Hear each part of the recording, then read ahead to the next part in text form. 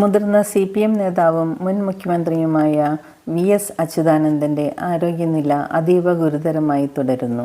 അവയവങ്ങളുടെ പ്രവർത്തനത്തിൽ പുരോഗതിയില്ല.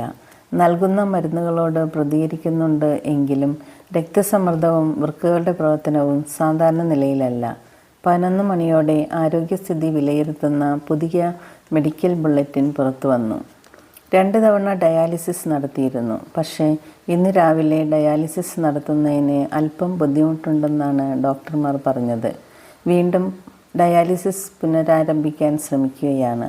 ഡയാലിസിസ് തുടർന്നാൽ മാത്രമേ അദ്ദേഹത്തിൻ്റെ രക്തസമ്മർദ്ദ നില സാധാരണ നിലയിലേക്ക് കൊണ്ടുവരാൻ കഴിയൂ. ചികിത്സ 7 അംഗ വിദഗ്ധ സംഘത്തിൻ്റെ കൂടി നിർദ്ദേശപ്രകാരമാണ്.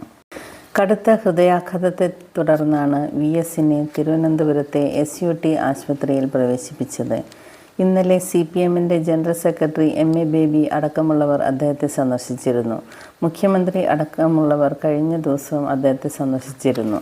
കേരളത്തിലെ പ്രമുഖ നേതാവും ഇന്ത്യൻ സമര പോരാളിയുമാണ് വേലിക്കകത്ത് ശങ്കരൻ അച്യുതാനന്ദൻ അഥവാ VS അച്യുതാനന്ദൻ.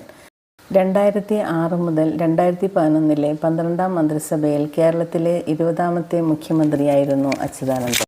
1986 മുതൽ 2009 വരെ മാർക്സിസ്റ്റ് പാർട്ടിയുടെ പോളിറ്റ് ബ്യൂറോയിലും 1964 മുതൽ 2015 വരെ മാർക്സിസ്റ്റ് പാർട്ടിയുടെ കേന്ദ്ര കമ്മിറ്റിയിലും അംഗമായിരുന്നു ഇദ്ദേഹം. 11ാം കേരള നിയമസഭയിലെ പ്രതിപക്ഷ നേതാവ്, 12ാം കേരള നിയമസഭയിലെ മുഖ്യമന്ത്രി എന്നീ നിലകളിൽ കേരള രാഷ്ട്രീയത്തിലെ ഏറ്റവും ജനസമ്മതനായ നേതാവായിരുന്നു VS അച്യുതാനന്ദൻ.